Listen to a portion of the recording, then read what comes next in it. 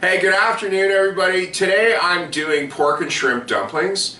Yeah, I mean, I can do this as a cooking lesson, but in a way it's sort of like a, sit over my shoulder thing, because I always keep dumplings in the freezer and I'm out. So I'm doing something a bit different today, because the pork and shrimp traditionally is made with sui choy or Napa cabbage. But nobody had any today, so not to be deterred, because I've got the pork that's going to go bad, and I bought the shrimp, right? So I figured, what can I use? And I figure I'm going to try bean sprouts and spinach, and I think it's going to work. And I'm going to eat them anyways, so you get to watch, and you can learn the technique on how to do these no matter how you make your filling, if you don't already know how to do this, right? Because if you like pot stickers, is what they call them, or Chinese dumplings at the buffet, it's way cheaper when you make your own, and they taste like so much better. In the traditional filling, what you do is you cut and salt the cabbage, but I still need to get the water out of these, so I'm going to do it different. I'm going to rinse and saute the vegetables briefly with a little bit of soy. So just get your bean sprouts rinsed. Now the cabbage in the dumplings, and I'll keep talking about the cabbage because I don't have cabbage, okay? But what I'm trying to teach you here is, if you can get something that will taste just as good and will substitute the function in the recipe, you're fine. So once the spinach is rinsed, just put that over the bean sprouts to drain for a minute. Just a note on the flour, these are rough estimates because you can't be precise when making dumplings.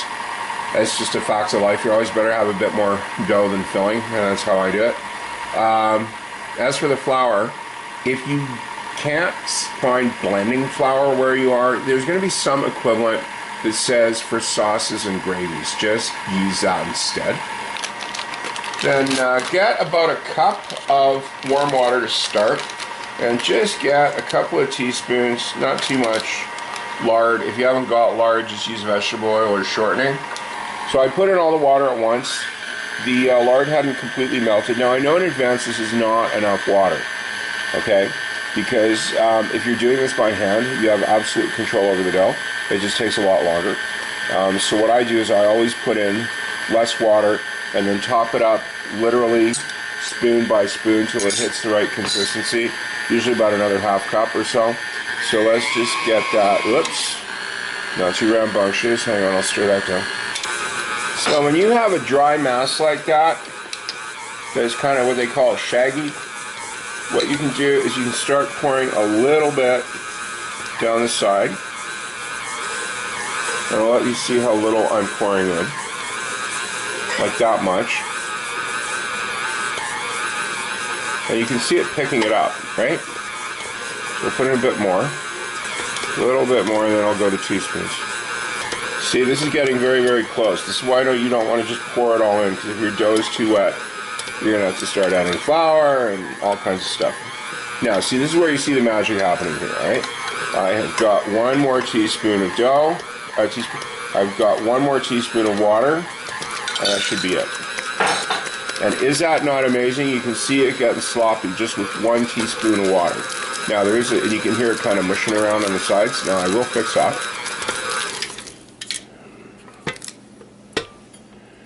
It's kind of ooky. Now because, one top is dry, the bottom is wet. That's just the right amount of water. So I'm going to just slap it around.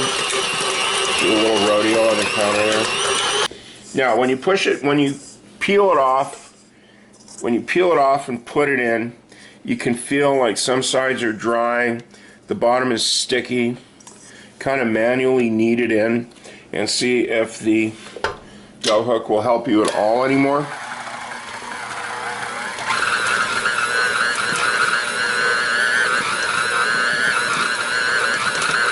Not really. So, this is in one nice solid piece. This is not sticking to my hand much. So what I'm going to do is just leave this in the bowl with a titch of oil, like rub it with some oil, and put saran over it and let it sit while I get the filling ready. Yeah, maybe half a teaspoon or a teaspoon of oil. You do not need a lot at this stage. Basically what you do is you just want enough that the bottom surface of the dough is not sticking to your bowl. Got my trusty beat up old wok here. Not to add too much oil, just maybe about a tablespoon or so.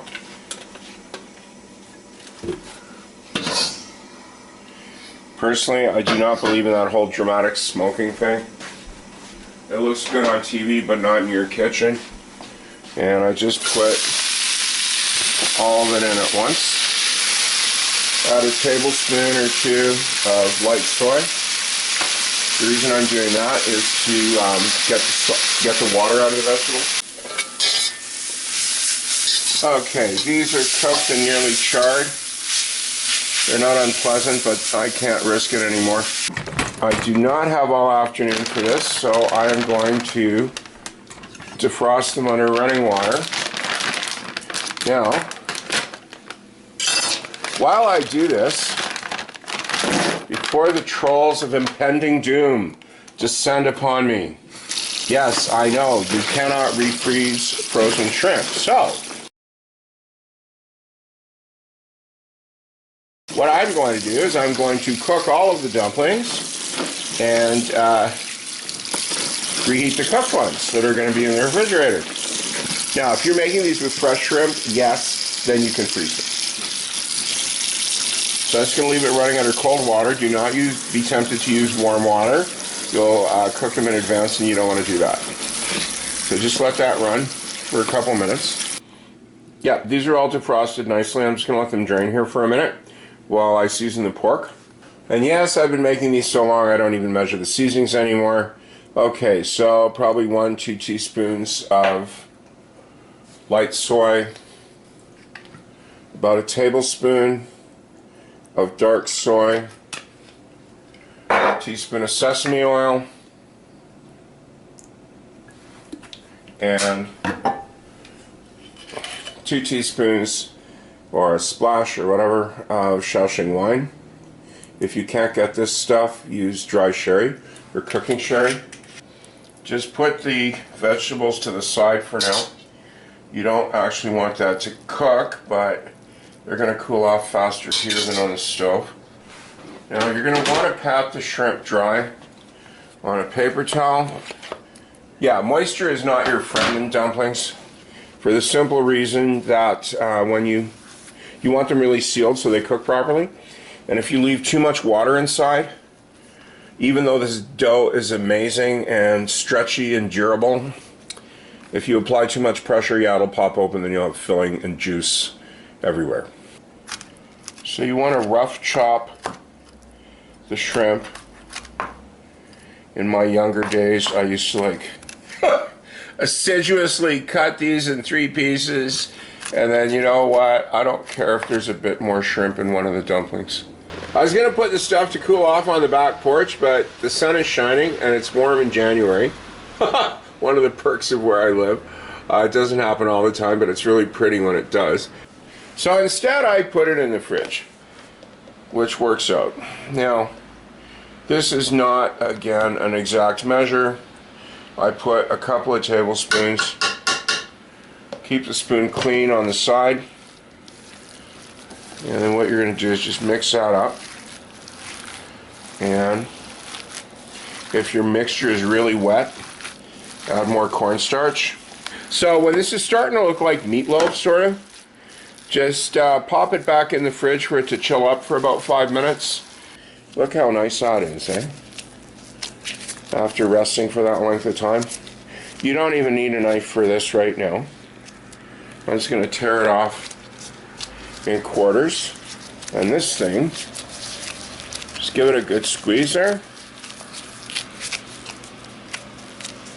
Stretch it out into a small rope, about 1 foot long. See how pliable that is? Your pieces first.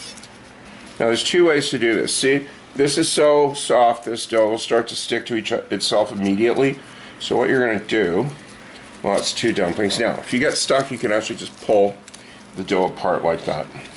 Here, I'll just get to a separate piece and just twist one off. but until you get really skilled, you're better to use the knife. So what you do is get some of your flour and do that right on the board and toss them on the board in the flour so they don't all get stuck together and you're pulling your hair out with your rubber gloves while you're trying to roll dumplings. As I said earlier, and it's worth repeating, because these are previously frozen shrimp, I'm going to cook all the dumplings, and for food safety, and keep the leftovers just in the fridge, and I can heat those up either, you know, quick in the frying pan or in the microwave. If you're making these to freeze, do use fresh shrimp, okay? Or don't use shrimp at all and just put something else, maybe some water chestnuts or some more pork or something, or more vegetables. Do buy a noodle stick if you're planning to make this part of your life. If this is just entertainment, sit back and relax. So back and forth. You do not need perfect circles. And if you watch the pierogi video, wow, it's really similar, isn't it? Because guess what? Deep down in the end, dumplings are dumplings. Doesn't really matter what you put in it. Now this filling is going to be a bit challenging because it kind of, all the bean sprouts and whatnot drag stuff with it. Same technique. Bring it up. Pinch it. Get the filling away from the edges if you can. That's why gloves are great for this, because you can touch your filling. Okay, so when you can like stick your finger in it, just pinch it shut.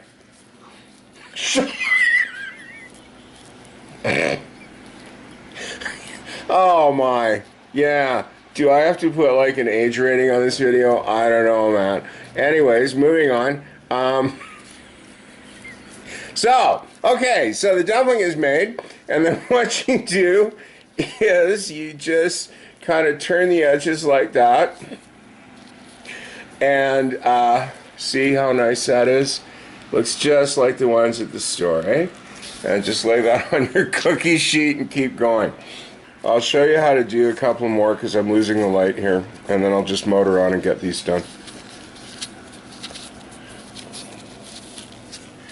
Now, one word of advice: if you're not quick about this, as in practiced, what you should do is either get out a small portion of the filling in a separate bowl, or put it back in the fridge every once in a while to chill, because if you get lost and entranced in making your dumplings, you may not notice that your filling's getting warm, which again is a food safety issue whether you're using fresh or frozen seafood.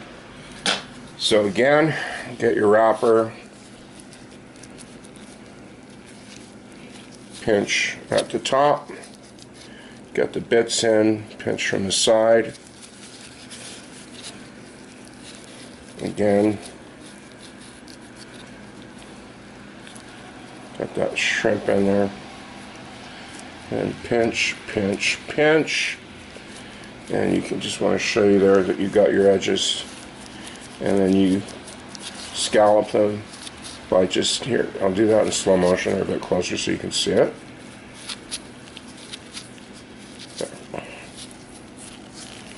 There. I have got 42 dumplings here. I have made these all restaurant size. If you've ever been to dim sum, you know that you can get maybe 3 to 5 of these depending on the place and depending on how fancy the fillings are, for average price $5 or $6, okay? So let's call them $1 a dumpling, and this cost me 15 bucks to make, and I've got 42 dumplings here. So first of all, it's much cheaper if you're willing to put in a bit of the time, and second of all, the taste does not even compare. So what you do is you start from a cold pan and put in 2 tablespoons of oil. I'm just going to visually measure this. Add 1 cup of water. I know this glass is a cup. And then you fill your pan with dumplings. Okay, so once your pan is full there, turn on your heat to medium-high. Put a lid on it and set your timer for 10 minutes. The majority of the water has been absorbed by the dumplings. So we're down to the oil. And this is where you got to be kind of careful, keep an eye on it. What I do is I always just find one at the side, and I'll turn the pan around so you can see that one. That's nearly brown, but since you want to just do this once, just keep an eye on them and let them continue to fry, not till they burn, but you want them a nice golden brown on the bottom. Yeah. Okay, so there's one right there. So what I'm going to do is I'm going to put some on a plate so you can take a look at them. So this here is like 2 orders at a restaurant, which would be 12 bucks, probably $14, which is pretty much the food cost, because like I said at the beginning, this was $15. And honestly, yeah, you don't see nice little dumplings like this very often. So let's just get a good one here and just cut through it. Here's that nice crunch. Oh yeah. And as you can see, the filling is cooked all the way through. You got the pork and the shrimp and the vegetables. They're not greasy. And with a little dipping sauce. Sorry, I'm nearly drooling like doing this because I can smell it and see it.